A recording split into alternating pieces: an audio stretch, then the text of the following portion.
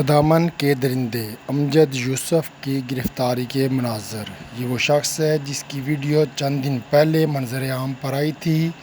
سن 2013 میں اس شخص نے ایک ہی وقت میں 40 لوگوں کی آنکھوں پر پٹی باندھ کر انہیں گولی مار کر شہید کر دیا تھا اور پھر ایک گڑھے میں ڈال کر ان کی لاشوں کو آگ لگا دی تھی۔ یہ شام میں ایک شخص نہیں تھا اور نہ اس طرح کا ایک واقعہ ہوا تھا۔ 6 لاکھ مسلمان یہاں پہ شہید کیے گئے ہیں اور 15 لاکھ زخمی ہوئے تھے۔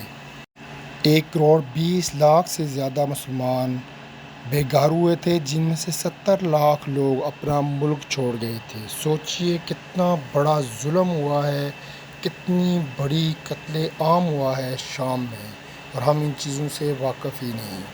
کون کھڑا تھا اس وقت بشار الاسد کے پیچھے؟ کیا آپ جانتے ہیں؟ اگر جانتے ہیں تو بولتے کیوں نہیں؟